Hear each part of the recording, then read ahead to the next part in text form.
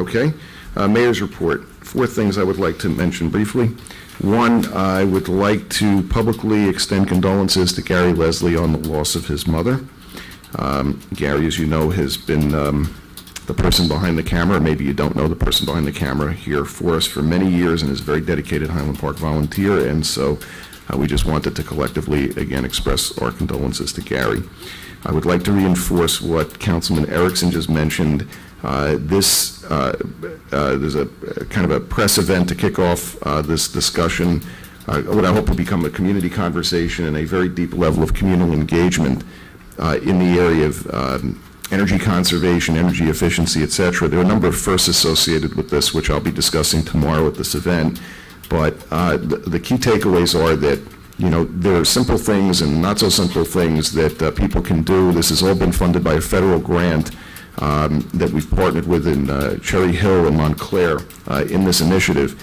But I think what's really important and what's exciting to me about this is not that there are certain things that Highland Park has done that are the first in the nation. That's certainly exciting.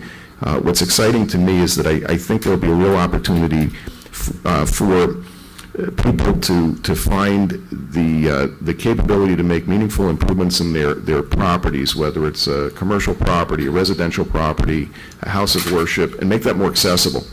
Kind of to be able to demystify the process, I think, with the support of a variety of different resources and professionals that Borough's been able to partner with in order to make this. And so, again, stay tuned. You'll be hearing more about that. But I think that's really what's needed, is that as a green community that, you know, we're really trying to not just put the government's money where our mouth is, but be able to do something that really will benefit people, I think, from a sustainability perspective, economically, socially, you know, for those that otherwise are just really struggling, to be able to help them make ends meet a little bit more and do something that has environmental impact as well. So I think that's really a win for the community.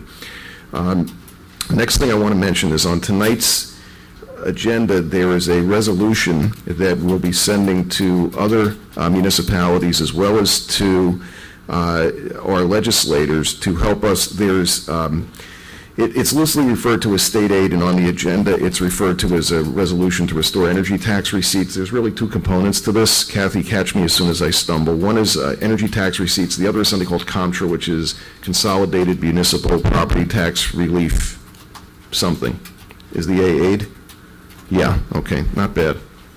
So anyway, those 2 forms of aid over the course of the past 10 years, the borough has seen an erosion of approximately, for the $13+ million we did receive, there's about $2.6 million that we didn't receive. Basically, this is money that's collected from utilities and from other sources, and the intent of the legislature was that that money would be something that would be remitted back to the municipality for us to use, really to provide property tax relief. And over a period of years, as you know, the state has had its own financial issues.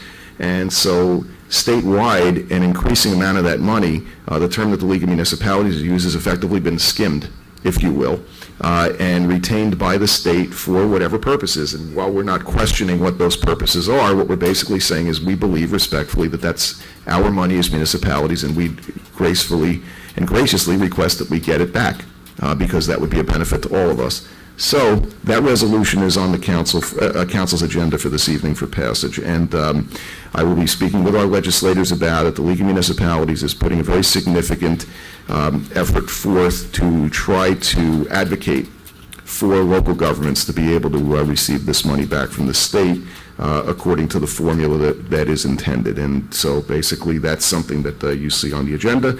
And then last week I went to an Economic Development Committee meeting with other mayors from around the state, basically to talk about the kinds of things that we need from the state, what help we're getting, what help we're not getting, what we can do to make ourselves more attractive to businesses of all shapes and sizes. And we had a very candid conversation about where we think there are opportunities, what those opportunities could be. This was really focused, at least from Highland Park's perspective, on the kinds of things that we were hoping would happen, say places like on Main Street at Woodbridge Avenue, really in the commercial business districts, and what the state could do, or what other places or people or resources could be brought to bear to help us help make those corridors more attractive to business. So That's a quick synopsis of some of the things that I've been involved with. I want to thank all of you for your good wishes, since some of you apparently found out that it was my anniversary for the last meeting. How that got out, I don't really know, but my wife and I say thank you. We appreciate the good wishes and congratulatory messages that people actually stopped us to offer. That was very kind. Okay, so with that, I'm going to open the floor for public discussion for 15 minutes only, so please be mindful of the initial time, and then we'll have another session for public discussion at the end of the meeting before we adjourn. Okay, so public discussion.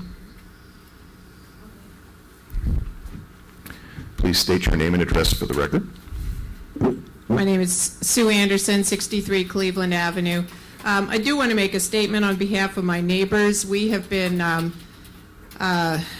told that we are NIMBYs who don't want any development in our backyard. We have been told we are elitists who don't want affordable housing in our backyard. And I'm here to debunk that on behalf of my neighbors. We support reasonable development on Cleveland Avenue. The word is reasonable, hence the signs that say no high density. That's what's reasonable. And we support the inclusion of affordable housing. So anybody that says that the Cleveland Avenue residents are a bunch of elitists who don't want this and don't want that, that's not true. And we wanted that on the public record. Thank you. Thank you. Other public comment? Please state your name and address for the record. Phyllis Goldstein. Do you want to move the mic down? Or just tilt it? Thank you. Here we go. Okay. Phyllis Goldstein, 30 South Adelaide. I actually have two questions. One is there anything coming up with the Y property? I can't imagine, I have images in my head anyway, of the owner looking to see what's happening on Cleveland and then deciding he wants to do something similar, or is this just a fallacy on my part? Okay, before you do your second question, do you want us to answer that one, or do you want to give? Second question. Okay, sure. I don't recall, maybe I just don't remember. What is the definition of affordable housing? Are there dollar amounts on income for rent? Are there dollar amounts on rentals? Are there dollar amounts on the income so that one is eligible for this affordable housing? I know low income, I know moderate income, but affordable is just one that escaped me. Thank you. Okay, thank you. So for the first question, I'm going to ask, yes, Pedrick, you are correctly pointing to yourself. It's a signaling system we have. We're testing it, but we think it works pretty well. It's all that frantic body language, even though I've got my reading glasses on, that tells me that you would like to answer these. So no, I'd like to answer the first, and then I'll let, I think Ed has a better handle on the nuts and bolts of the definition of affordable housing. As far as the Y property, there has been I believe a proposal for townhomes, I think 22 or 24 in number that went but it was a technicality. It was deemed not complete, by review of the professionals, and there's nothing coming forward on the planning board at this moment, but that was the scope of the project. They are limited there by the slope going down to the river and things like that. So I don't envision anything at all like this. And our goal, as stated, is to come up with reasonable development, and that would set the template for other areas as well. And I'll let Ed talk about the specifics. Thank you, Pedro. The question about the affordable housing. Ed, sorry, could you speak into the mic? Speak into the mic. Sure, thank you. The question about affordable housing. The terminology is kind of interchangeable, but what the Council on Affordable Housing has done, and that's the state agency that's recently resurrected to help oversee this, sets forth income limits each year for what people can earn in order to qualify to either rent or buy a very low income, a low income, or a moderate income household. And then it depends upon the size of your family. So if you're a family of 4 and you have a certain income, you might qualify as moderate, or you might qualify as low, or you may not qualify at all. So there are income guidelines. Now there are similar, for example, tonight, one of the things we're looking at is the rehabilitation program for the town, because part of our compliance program will be to interest people, hopefully, in coming in and getting rehabilitation. The materials we have in front of us, for example, says that a household size of 1, the maximum income is $58,016.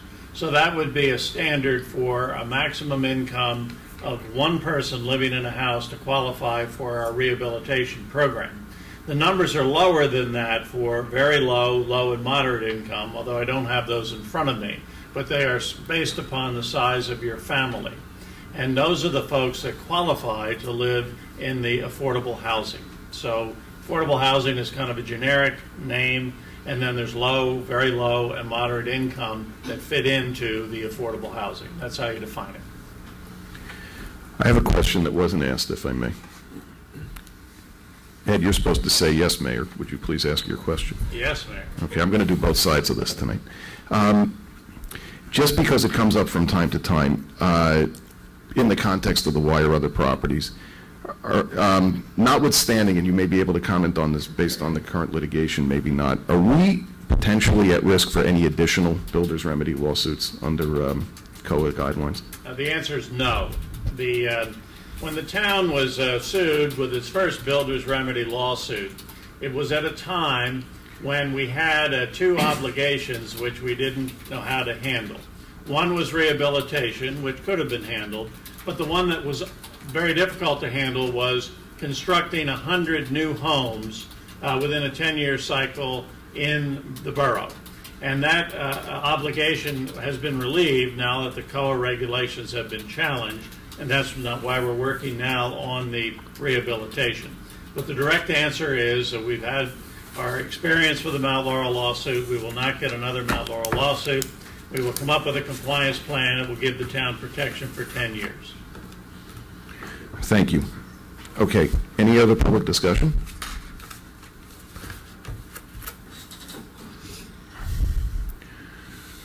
Please state your name and address for the record.